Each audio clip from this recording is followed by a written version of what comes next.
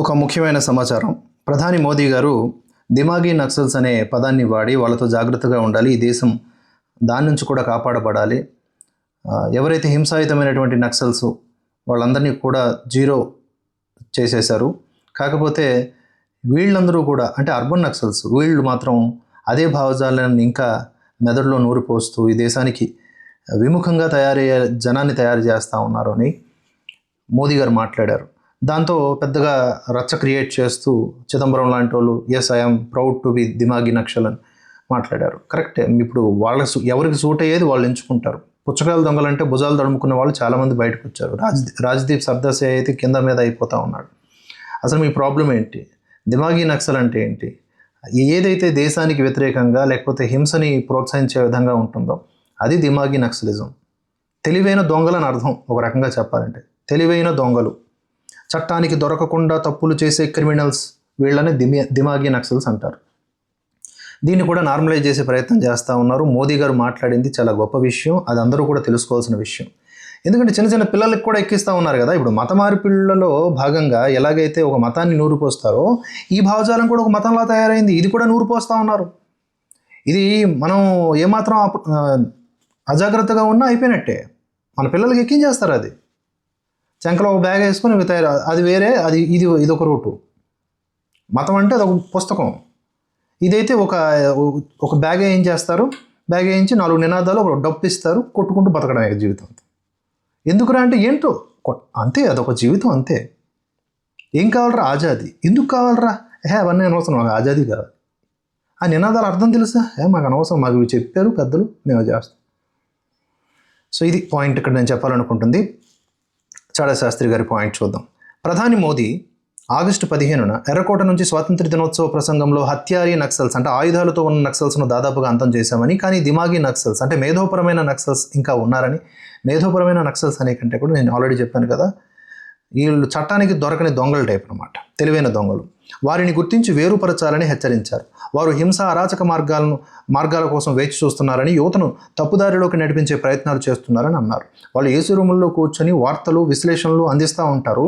ఎన్జిఓల రూపంలో ఏదో ఒకటి కాంట్రిబ్యూట్ చేస్తూ ఉంటారు. ఇక్కడ రోడ్ల మీదకి వచ్చి చచ్చేది మాత్రం వేరే వాళ్ళ పిల్లలు. ఈ మాటలు వినంగానే కమ్యూనిస్టు పార్టీలు, కొన్ని ఎన్జిఓలు, యాక్టివిస్టులు గట్టిగా అభ్యంతరం వ్యక్తం చేశారు. ఇది అసమ్మతిని అణచివేయడానికి కొత్త లేబుల్. యూపీఏ కాలంలో ప్రభుత్వంతో కలిసి పనిచేసిన వారికి ఇప్పుడు లక్ష్యం చేస్తున్నారు అని వాదిస్తూ ఉన్నారు. కొందరు అర్బన్ నక్సల్స్ పదాన్ని మోదీ సృష్టించాడని కూడా చెబుతూ ఉన్నారు. కానీ ఈ పట్టణాల్లో ఉండే మేధావి మావోయిస్టులను ముందుగా గుర్తించింది ఎవరో తెలుసా?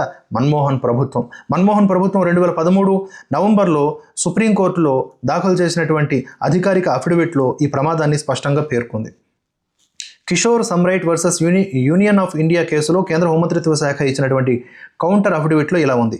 పట్టణాలు, నగరాల్లోని సిపిఐ ఆలోచనవాదులు, మద్దతుదారులు, అకాడమిషియన్లు, యాక్టివిస్టులు మాస్ ఆర్గనైజేషన్స్ ద్వారా పనిచేస్తూ ఉన్నారు.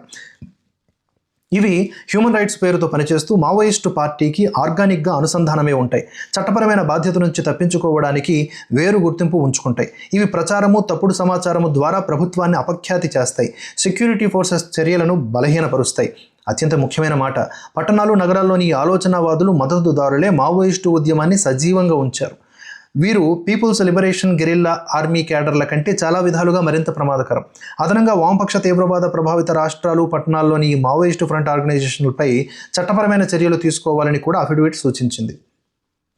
ఇవి రిక్రూట్మెంట్కి మూలమని, హింసాత్మక ఆలోచనల్ని వ్యాప్తి చేస్తాయని స్పష్టం చేసింది. కొన్ని సందర్భాల్లో ఉగ్రవాదులకు సంబంధించినటువంటి టెక్స్ట్ దొరుకుతుంది కదా, వాళ్ళ యొక్క దాన్ని ఏమంటారు, వాళ్ళ బుక్స్, వాళ్ళ యొక్క సాహిత్యం దొరుకుతుంది కదా, వాటిని ఏ విధంగా పట్టుకొని విచారించి వాటిని బ్యాన్ చేయటము, వాటి మూలాన్ని కనుక్కుంటారు.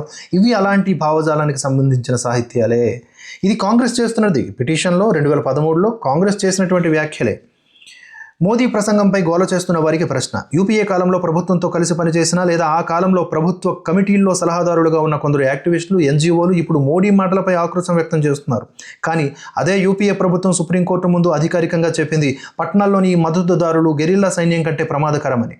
మన్మోహన్ సింగ్ స్వయంగా 2006లోనే నక్సలిజాన్ని దేశం ఎదుర్కొన్న అతిపెద్ద అంతర్గత భద్రతా సవాలుగా అభివర్ణించారు.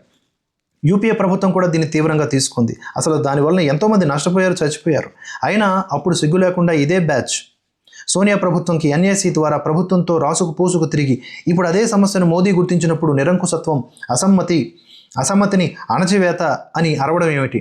నిజమైన ప్రజాస్వామ్యంలో అసమ్మతికి చోటు ఉంది, కానీ హింసాత్మక ఆలోచనల్ని, రాజ్యాంగ వ్యతిరేక వ్యూహాలను హ్యూమన్ రైట్స్ పేరుతో కప్పిపుచ్చటం ప్రజాస్వామ్యం కాదు. మన్మోహన్ ప్రభుత్వం సుప్రీంకోర్టు ముందు చెప్పినటువంటి మాటలు ఇప్పటికీ చెల్లుబాటు అవుతున్నాయి. అది మన్మోహన్ చెప్పినా మళ్ళీ మోదీ ఆ ప్రమాదాన్ని గుర్తు చేసినంత మాత్రాన అది మోదీ కొత్తగా చెప్పింది కాదు, పాత సత్యం మాత్రమే మళ్ళీ మళ్ళీ చెప్పడం. రాబోయే రోజుల్లో ఎర్రోళ్ల బ్యాచ్ ఆందోళనలప్పుడు అవును మేము దిమాగీ నక్సల్స్ అని ప్లే కార్డు కనిపించినా కూడా ఆశ్చర్యపోకండి, అది జరుగుతుంది కదా ఆల్రెడీ. ఏకంగా చిదంబరమే దిగారు కదా దిమాగీ నక్సల్స్ మేము అని. మీరు దిమాగీ నక్సల్స్ కాదు. మోదీ గారు ఈసారి స్పీచ్లో దాన్ని సవరించుకోవాలి. తెలివైన దొంగలు దేశ విద్రోహ శక్తులు, చట్టానికి దొరకకుండా దేశానికి వ్యతిరేకంగా పనిచేయటం ఎలా? ఎలాంటి పట్టాదారులు అనమాట వాళ్ళందరూ, ఎలాంటి గ్రాడ్యుయేషన్ తీసుకున్న వాళ్ళు. వాళ్ళతో దేశాన్ని జాగ్రత్తగానే కాపాడాలి వాళ్ళ నుండి, అండ్ వాళ్ళని వేరుపరచాలి. ఇది మోదీ చెప్పినటువంటి విషయం.